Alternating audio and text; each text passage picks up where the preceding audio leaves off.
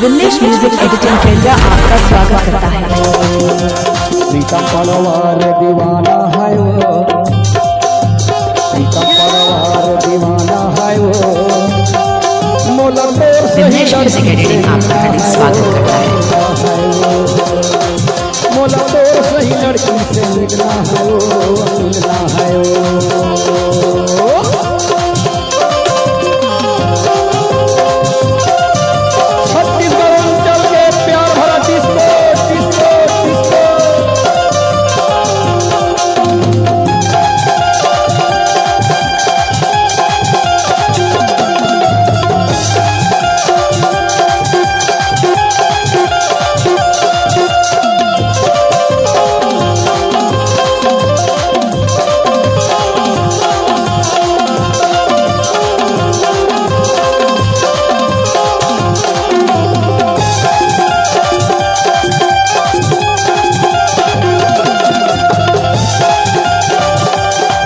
Vimlesh music editing केंद्र आपका स्वागत करता है।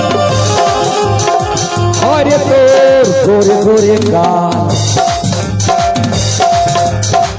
अरे तोर उम्र 16 साल, अरे तोर गोरे गोरे गाल, अरे तोर उम्र 16 साल। बारह घाट के बाजार मोला जाना है वो, बारह घाट के बाजार मोला जाना है वो, मोला तोर सही लड़की से मिलना है वो, मोला तोर सही लड़की पटाना है वो, पटाना है वो, मोला तोर सही लड़की से मिलना है वो, मिलना है वो। पहली प्यार तोर संग पहली मुलाकात, पहली प्यार तोर संग पहली मुलाकात, वादा झंडोला माया लेके माया दे जाना, प्यार लेके प्यार दे जाना, माया लेके माया दे जाना, प्यार लेके प्यार दे जाना। ओ ला ला ला ला ला ला ला ला ला ला ला ला। पहली प्यार तोर संग पहली मुलाकात, पहली प्यार तोर संग पहली मुलाकात, वादा झंडोला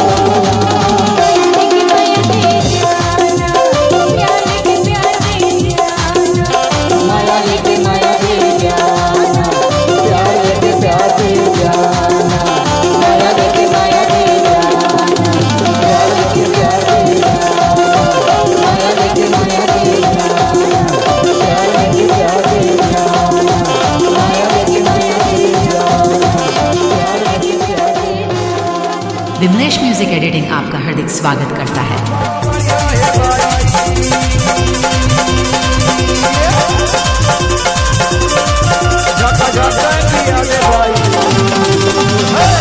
हे बोला हे बोला हे बोला गाना गाना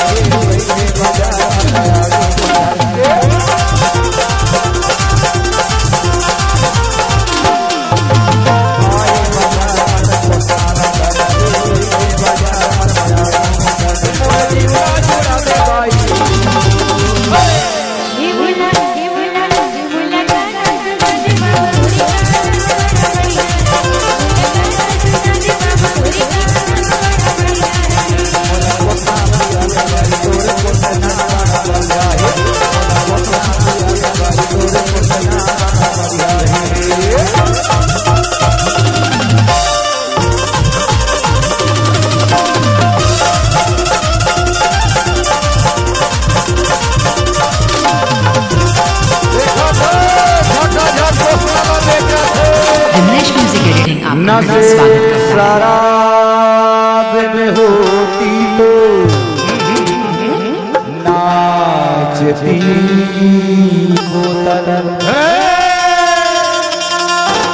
नशे में कौन नहीं है मुझे बताओ जरा, नशे में कौन नहीं है मुझे बताओ। लोग कहते हैं मैं शराबी हूँ, वाह रिंकी वाह, क्या कमाल है रिंकी। रिंकी आई हमारे